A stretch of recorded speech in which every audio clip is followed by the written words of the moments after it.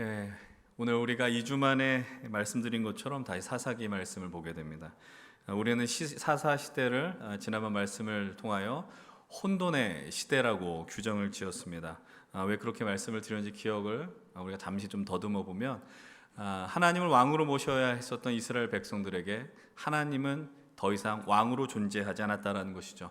대신 그 왕의 자리에 누가 차지하려고 하였느냐? 바로 본인들이, 자신들이 왕이 되려고 했습니다. 그래서 성경은 이렇게 고백하죠. 그때 왕이 없었으므로 각기 자기 소견에 옳은 대로 행했다라고 이야기를 합니다.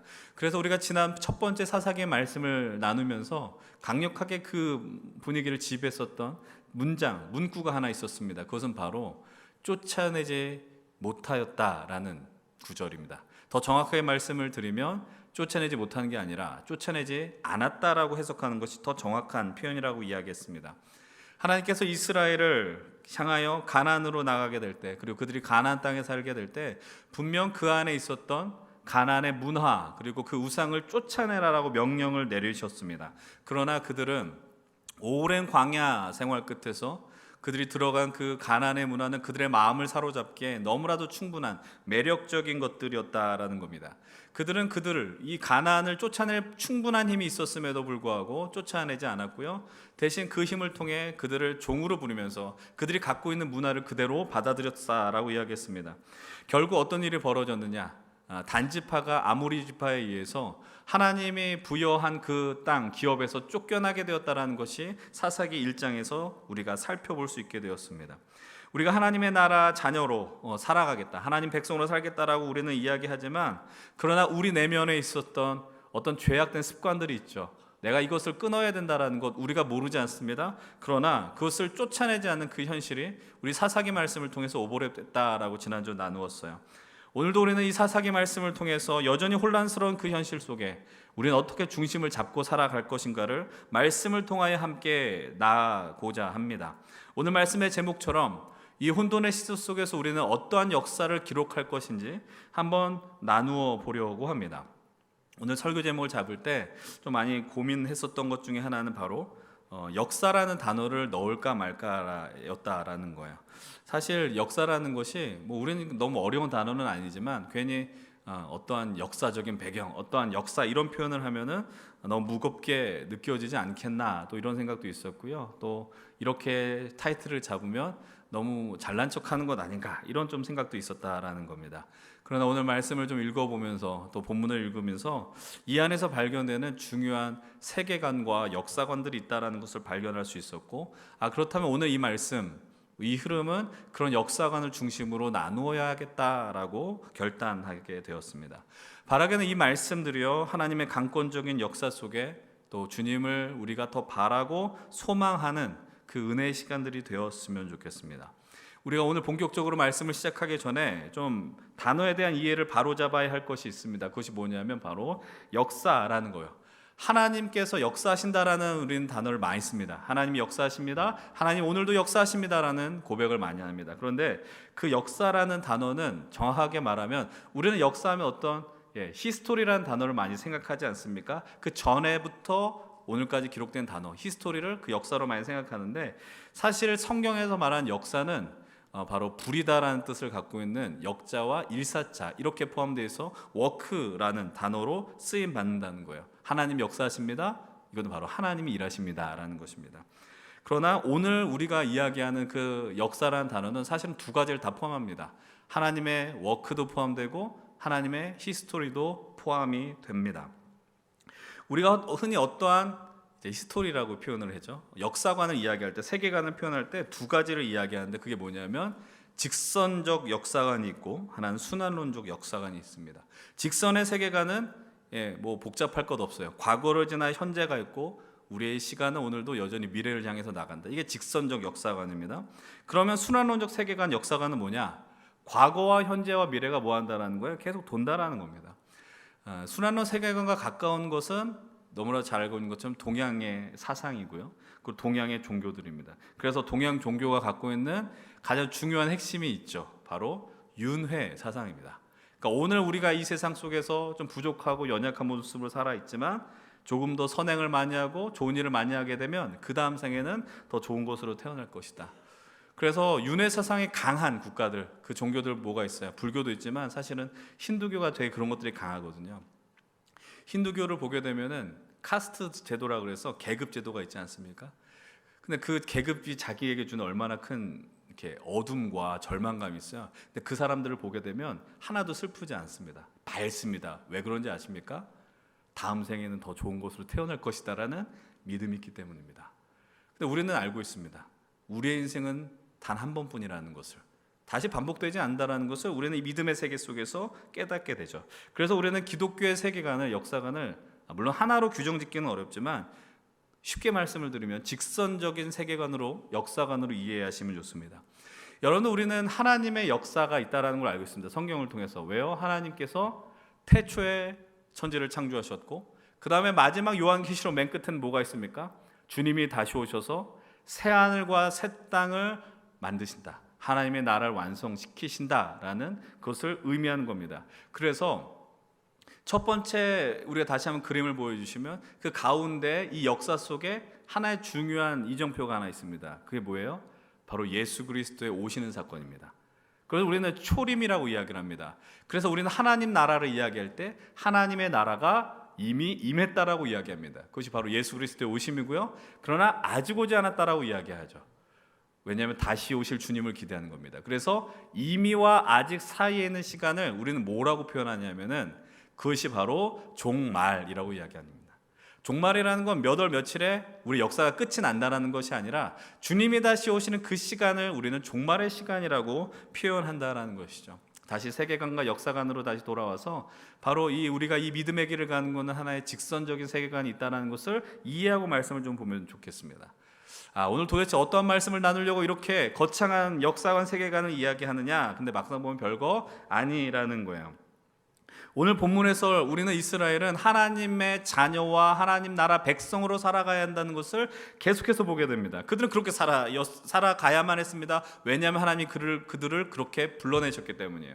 그것이 명확하게 나오는 장면이 어디냐면 바로 그것이 출애굽기 19장에서 등장하게 됩니다. 출애굽기 19장 5절과 6절은 이렇게 이야기합니다. 우리 함께 말씀을 같이 읽겠습니다.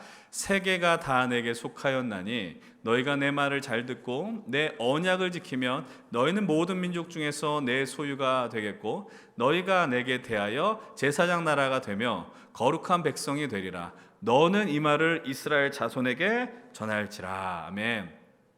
우리가 사사기의 말씀을 보고 여호수아 말씀을 봤을 때 많은 사람들이 질문을 던지는 게 뭐냐면 왜 하나님이 이스라엘만 약속의 땅으로 인도하십니까? 아마 이 질문을 하는 거예요.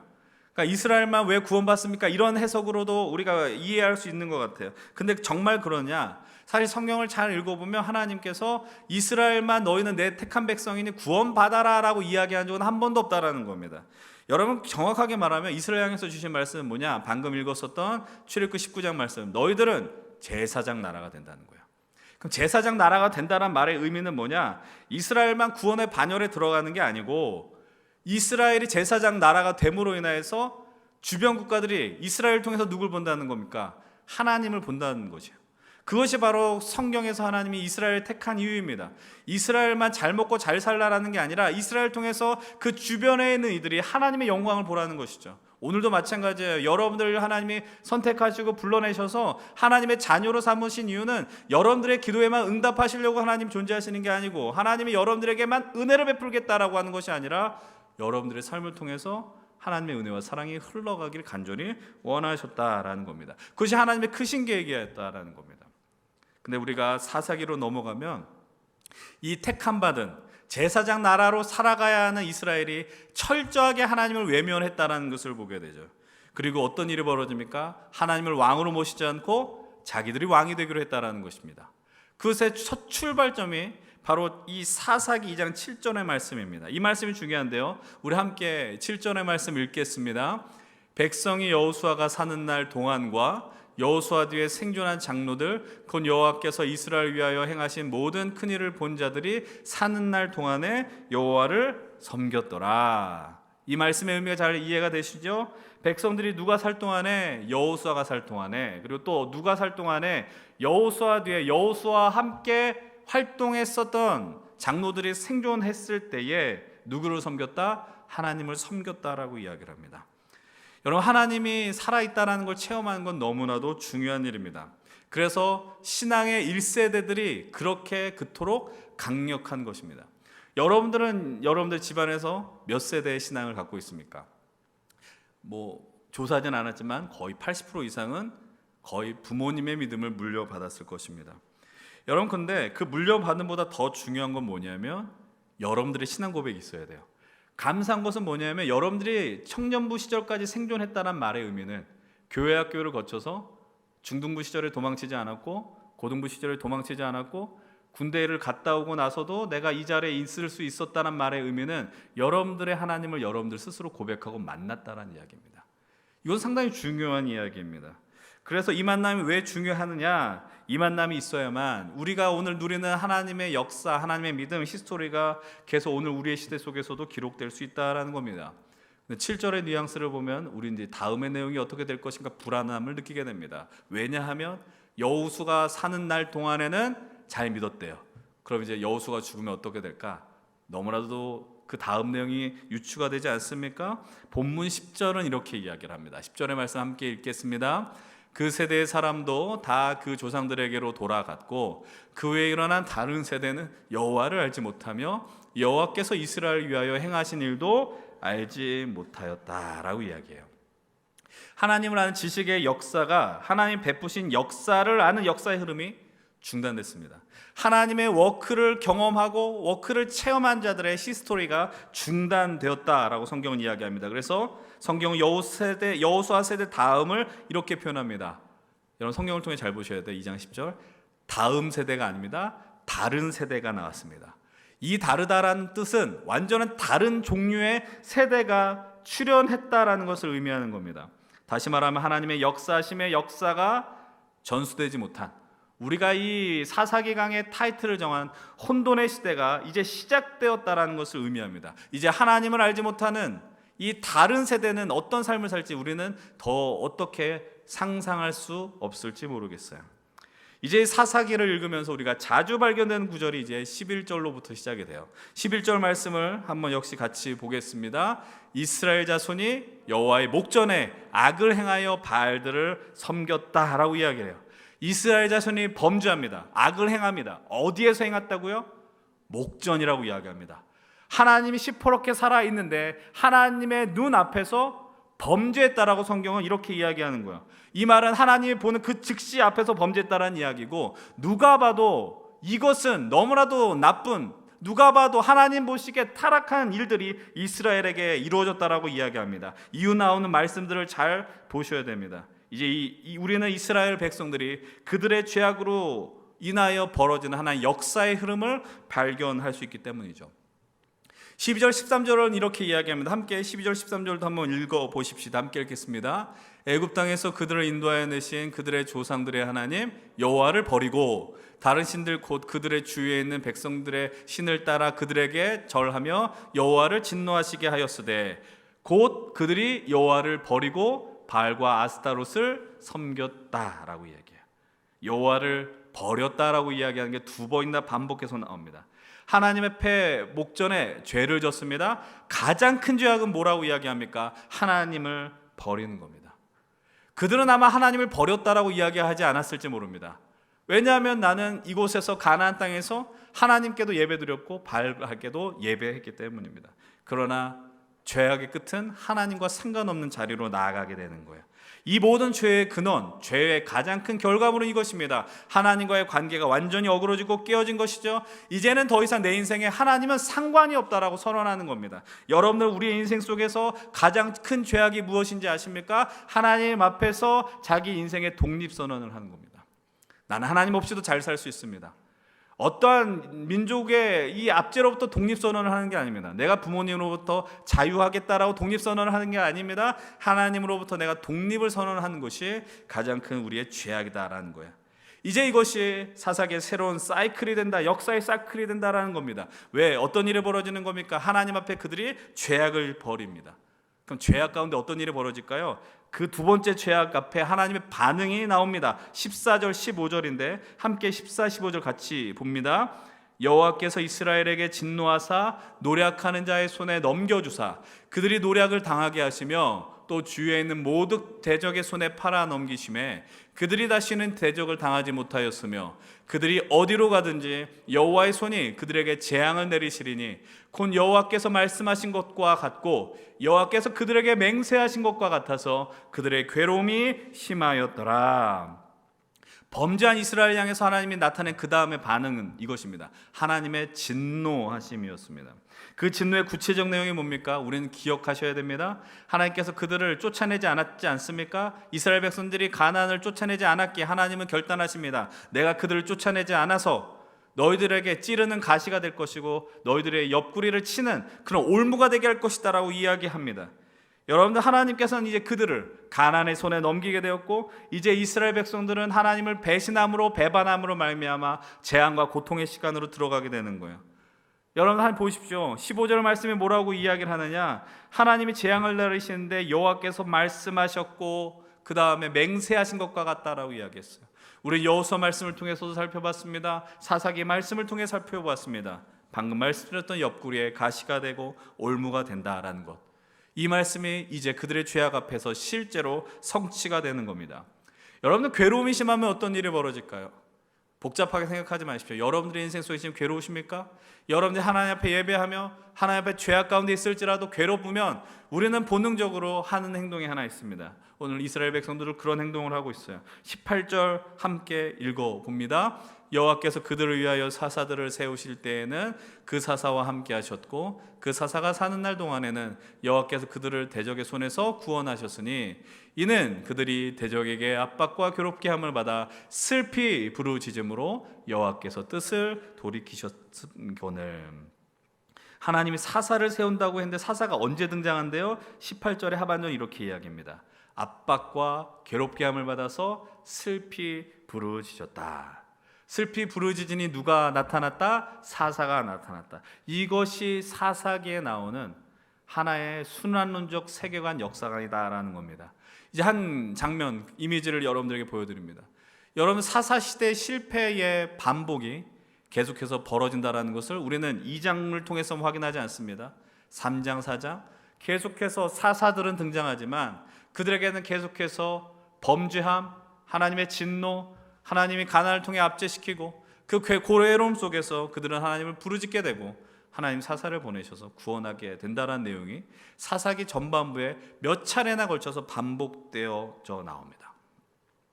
근데 여러분, 이 사사시대의 순환이, 이 순환의 역사가 우리에게는 낯설지 않은 이유가 하나 있습니다. 왜 그럴까요? 여러분, 우리 지난번에 첫 번째 주에 적용했었던 말씀입니다.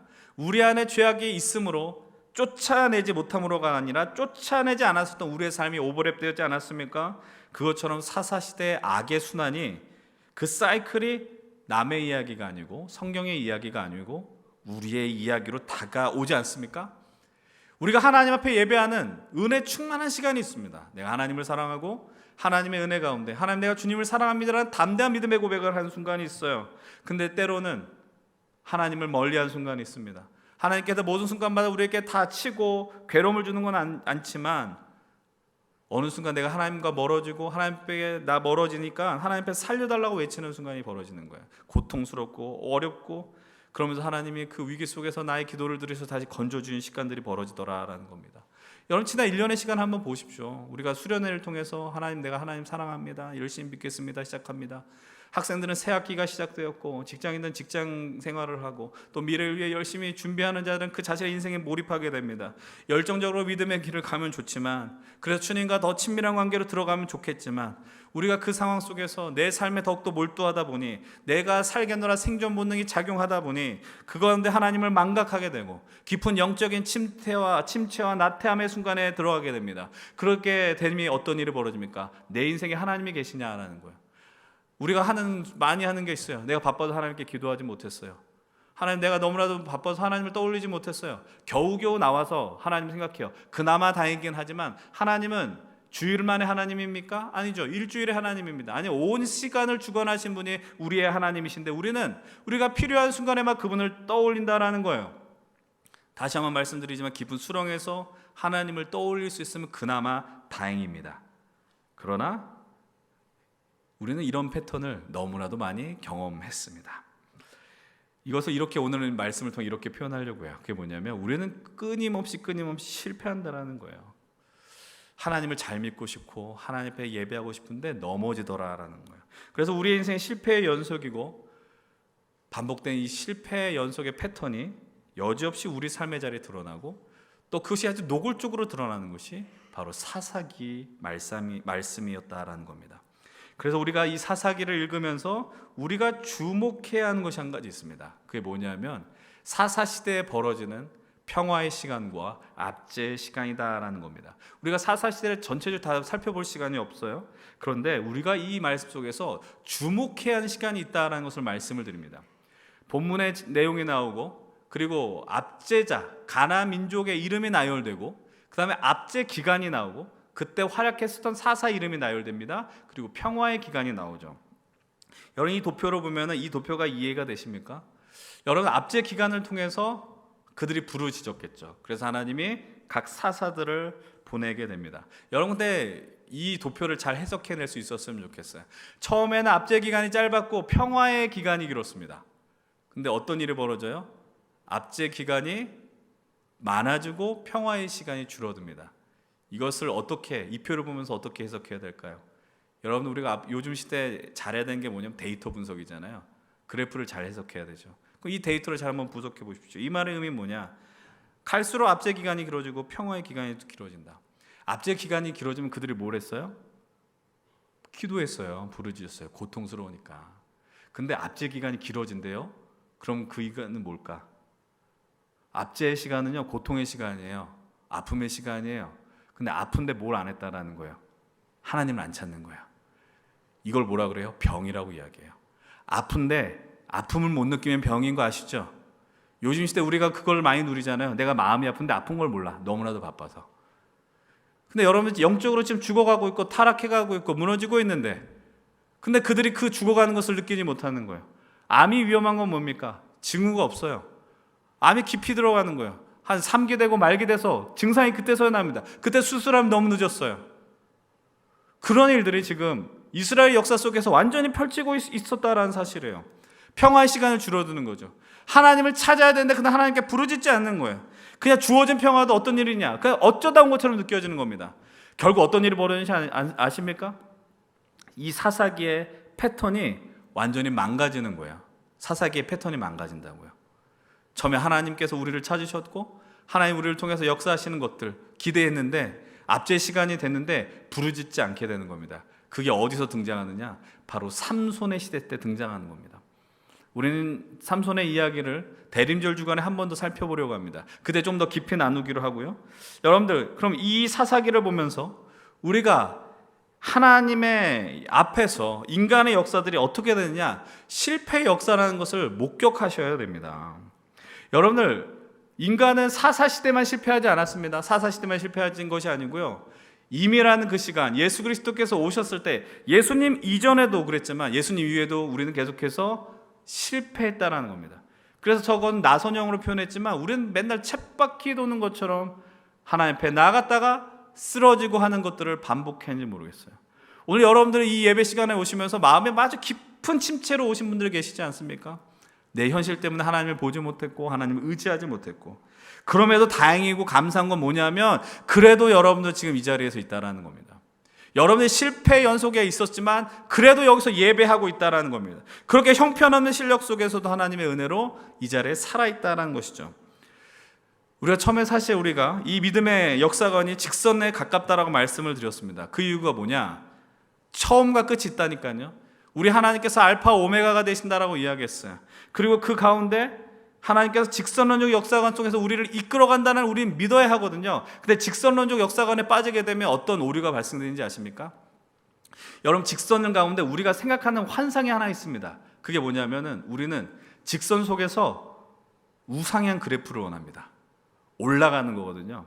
그러니까 이 직선 세계 속에서 그럼 빠지는 오류가 뭐냐? 여러분들 이제 취업했습니다. 직장 생활을 하는데 여러분들 가운데 있어서는 안 되는 게 뭐냐? 내가 경력이 쌓이면 쌓일수록 월급이 줄어들면 그걸 용납하겠어요? 용납할 수 없거든요. 어떻게 하겠어요? 내가 옛날에는 원룸에서 살았는데 그 다음 집은 투룸이고 그 다음 집은 3룸이고, 예전에는 여러분들 뭐 그런 집에서 사시는지 모르겠지만 화장실이 집에 없고 바깥에 공동 화장실 쓰던 집이 상당히 많았습니다. 근데 어느 순간에 화장실이 내 집 안으로 들어오고, 그랬더니 어느 순간 내가 집에 화장실 2개가 있는 집에 살게 되고, 인간은 본능적으로 그런 직선의 시간을 살아갈 때 직선이라는 건 확장, 진보, 발전, 이런 시간으로 상당히 많이 이해한다라는 겁니다. 그런데 우리가 살면서 그게 아니라는 걸 깨달아요. 어렸을 때 열심히 공부하고 승승장구했었고 한 번도 1등을 놓치지 않았었던 사람이 혹시 있으십니까? 예, 그럼 참 대단한 분인데. 근데 그런 분이 어느 순간 내가 살아보니까 모두가 나를 인정해주지 않는다는 걸 깨닫는 거예요. 그러면서 좌절을 맛보고 실패를 맛보고, 그러면서 더 깊은 수렁으로 빠져들어가게 되더라라는 겁니다. 여러분, 기독교의 세계관, 역사관은 무조건적인 확장되는 직선의 세계관을 의미하지 않습니다. 이 직선은 믿음의 고백인 거죠. 하나님이 시작이고 하나님이 끝이라는 겁니다. 하나님이 원인이 되시고 하나님이 결과가 되신다라는 것이죠. 여러분, 그런 가운데서 우리가 기억해야 하는 것이 있습니다. 우리에게 더 큰 실패는 우리가 직선의 세계 속에서 확장시키지 못한 게 실패가 아니고요, 하나님을 저버리는 게 실패다라는 겁니다. 하나님과의 관계를 저버리는 것이고요, 그리고 그래서 이 악의 순환을 버리는 게 명백한 실패라는 사실입니다. 이 사실을 기억하지 않으면 아까 말씀드렸던 것처럼 계속해서 실패의 역사를 반복한 우리들을 보면서 좌절하는 겁니다. 여러분들 신앙생활하면서 이런 사람들이 꽤 많습니다. 하나님, 내가 하나님 앞에 실패했습니다. 나 같은 죄인이. 그럼 스스로를 비하하는 겁니다. 죄책감으로 신앙생활을 하는 겁니다. 사랑하는 여러분들, 신앙생활은 죄책감으로 하는 게 아닙니다. 그거는 거짓된 믿음입니다. 누가 예수를 믿고 살아가면서 죄책감에 눌려서 신앙생활을 합니까? 예수님을 안다는 건, 주님을 믿고 살아가는 건 죄에서 해방됨을 의미하는 거예요. 자유함을 누리는 거죠. 근데 그것을 깨닫지 못하고 자꾸 죄책감의 세계로 들어가는 이들, 너무나도 안타깝다라는 사실입니다.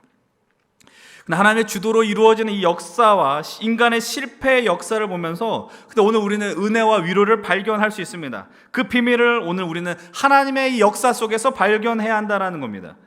우리는 규정해야 돼요. 깨달아야 돼요. 여전히 우리는 실패할 거예요. 여러분, 이번 한 주를 사시면서 오늘 이 말씀을 들었지만 여전히 실패할 수밖에 없는 현실이 여러분들을 기다리게 된다는 거예요. 그런데 그런 시간과 여러분 정면으로 대면하셔야 돼요. 그 시간 속에서 어떤 일이 벌어졌는지 아십니까? 우리가 놓치는 것이 있어요. 실패의 시간을 보내는 순간에 점점 무언가 우리에게 가까이 온다는 것입니다. 여러분, 우리는 오늘 하루를 삽니다. 11월 19일을 삽니다. 이 말의 의미는 뭐냐면, 여러분, 이거는 뭐 여러분들이 협박하고 겁박하는 표현이 아닙니다. 우리의 마지막 날이 하루 더 가까이 왔다라는 사실입니다.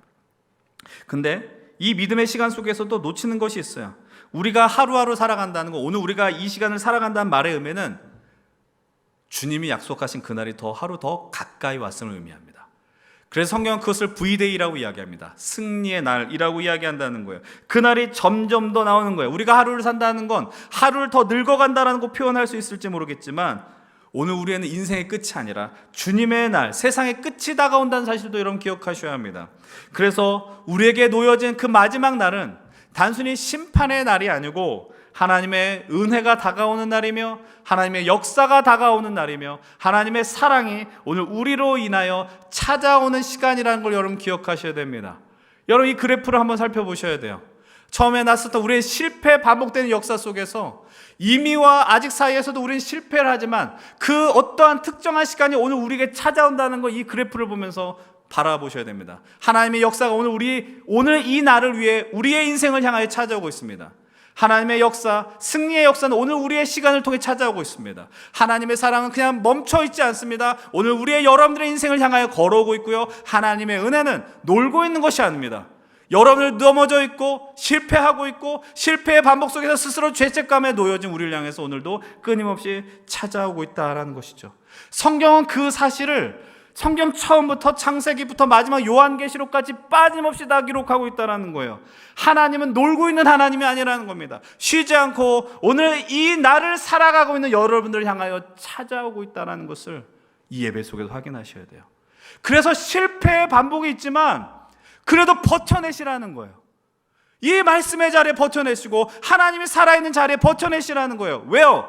내가 지금 여기에 주저앉아 있는 것 같지만 하나님의 사랑과 은혜가 오늘 우리의 인생을 향하여 끊임없이 찾아오신다라는 겁니다.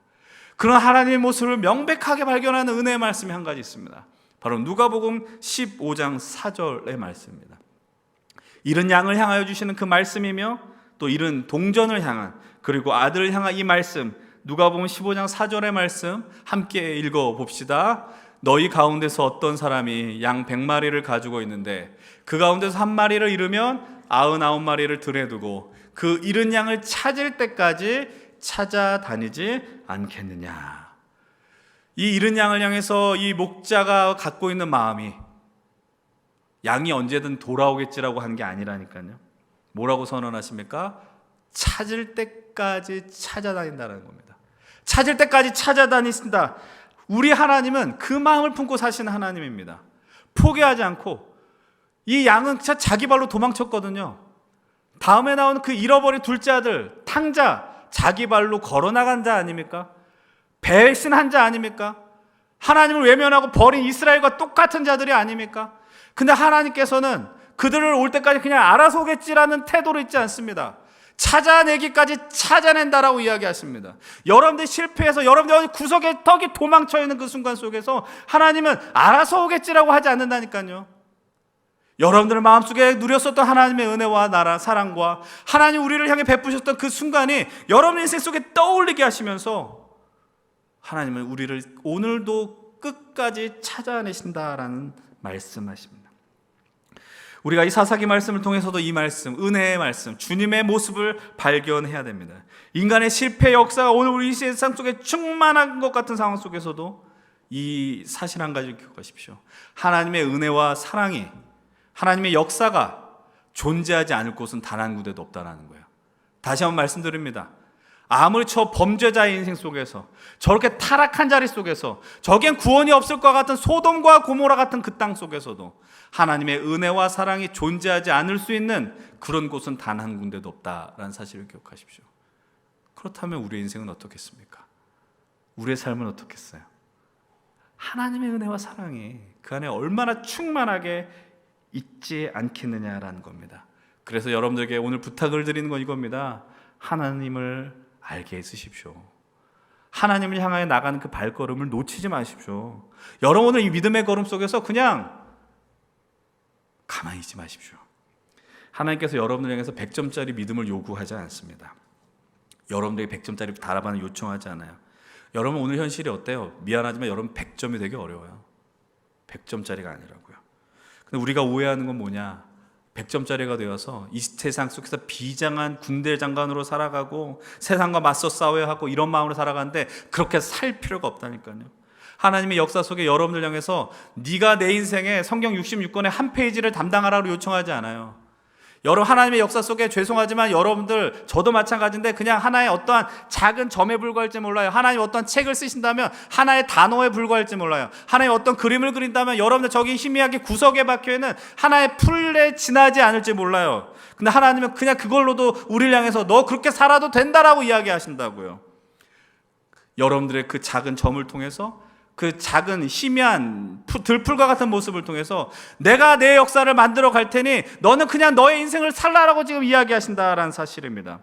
그래서 하나님 오늘 우리의 인간의 실패를, 인간의 무너져가는 그 모습을 통해서 하나님의 영광을 반드시 만들어내신다라는 사실입니다.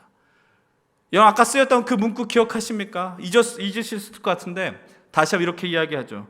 하나님께서는요 인간의 실패를 역사의 자리로 이끌어냅니다. 하나님의 역사의 자리로 이끌어내셔서 반드시 하나님 당신의 영광으로 만드십니다.